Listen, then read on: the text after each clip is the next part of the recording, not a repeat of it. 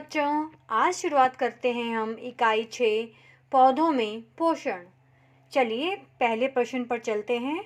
राधा अपने दोस्तों के साथ कई दिनों बाद खेत में गई तो उसे अपने लगाए हुए नन्हे पौधे कुछ बड़े लग रहे थे।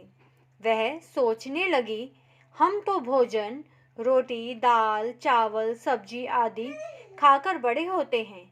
यह पौधे क्या खाकर बढ़ते होंगे?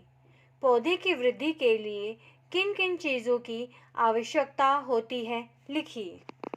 तो किन किन चीज़ों की आवश्यकता होती है? जल, सूर्य का प्रकाश, वायु और खनिज लवण। सेकंड प्रश्न है, नीचे दिए गए चित्र को ध्यान से देखिए, समझिए और प्रश्नों के उत्तर लिखिए।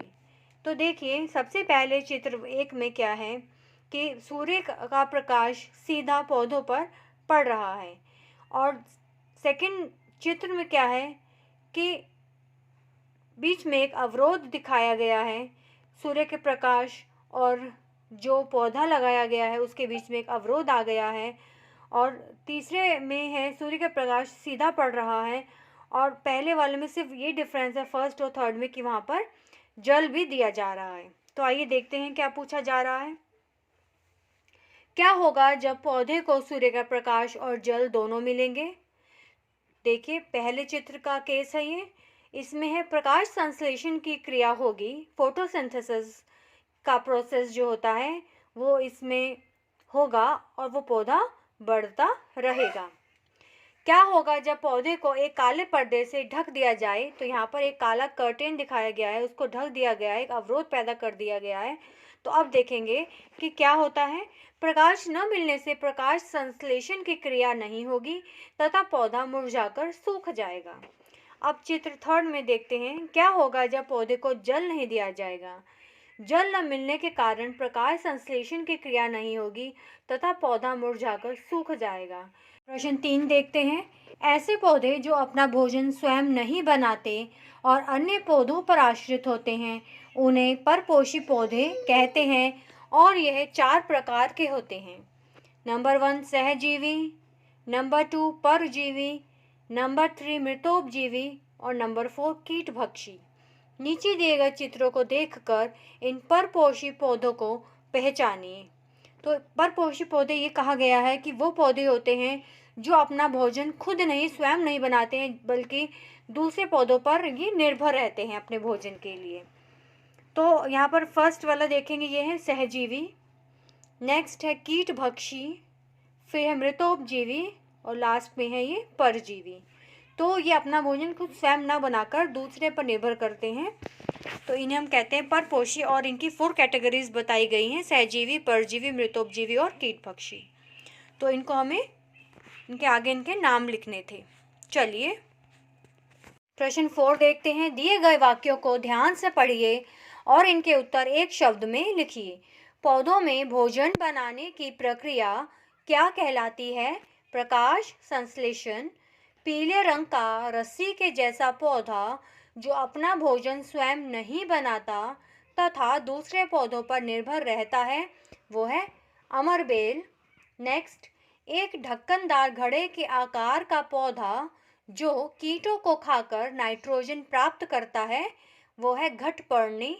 छाते के आकार का उच्च प्रोटीन युक्त सड़े गले कार्बनिक पदार्थों से भोजन प्राप्त करने वाला पौधा मशरूम कहलाता है। सही चुनिए। भोजन खाने से हमारे शरीर को क्या मिलता है? ऊर्जा। किस तत्व की कमी को पूरा करने के लिए कीटभक्षी पौधे कीटों का भोजन करते हैं? नाइट्रोजन। दाल और मटर के पौधों की जड़ों में गांठ के रूप में रहते हैं जीवाणु। किस पदार्थ के कारण पत्तियां हरे रंग की होती हैं? क्लोरोफिल। पौधों द्वारा भोजन ग्लूकोज बनाने की प्रक्रिया कहलाती है प्रकाश संश्लेषण। पृथ्वी पर ऊर्जा का मुख्य स्रोत क्या है? सूर्य। ब्रेड में बरसात के दिनों में नमी की अधिकता के कारण लग जाती है फफूंदी। 6 पे आते हैं। नीचे लिखे हुए समीकरण को पूरा कीजिए। तो हमें इस इक्वेशन को पूरा करना है। 6CO2 प्लस 6H2O मतलब कार्बन डाइऑक्साइड प्लस वाटर। उसके बाद जब हमें in the presence of sunlight and chlorophyll तो क्या बनता है C6H12O6 plus 6O2 oxygen release होती है प्लस साथ में क्या बनता है ग्लूकोज बनता है। उसके बाद नेक्स्ट है 7th। बच्चों, कुछ फसलों की जड़ों में आपने गांठों को देखा होगा। इन गांठों में राइजोबियम जीवाणु कुछ विशेष प्रकार के पौधों की जड़ों में पाए जाते हैं। चित्र को ध्यान से देखिए और किन्हीं दो पौधों के नाम बताइए जिनकी जड़ों में ये ग्रंथियां और गांठें पाई जाती हैं। तो ये हैं चना और मटर। ये चना और मटर क्यों उगाई जाती हैं? क्योंकि नाइट्रोजन स्टेबिलिटी के लिए हम क्या करते हैं, प्लांट रोटेशन करते हैं। तो हम इनको रोटेट करके प्लांट्स को हम ग्रो करते हैं, जिनसे जो हमारी जो नाइट्रोजन की जो स्थिरता है हमारी भूमि में वो हमारी मेंटेन रहे। नाइट्रोजन स्टेबिलिटी के लिए हम ये उगाते हैं चना और मटर। 8 में है बच्चों, इस पृथ्वी पर ऊर्जा का एकमात्र भंडार सूर्य है। पौधों की पत्तियों में उपस्थित क्लोरोफिल इस सौर ऊर्जा को रासायनिक ऊर्जा में बदल देता है, जिससे पौधों में भोजन का निर्माण होता है। यह भोजन ही पृथ्वी के समस्त प्राणियों के लिए ऊर्जा प्रदान करता है, क्योंकि सभी जीव जंतु प्रत्यक्ष या अप्रत्यक्ष रूप से अपना भोजन पौधों से ही प्राप्त करते हैं।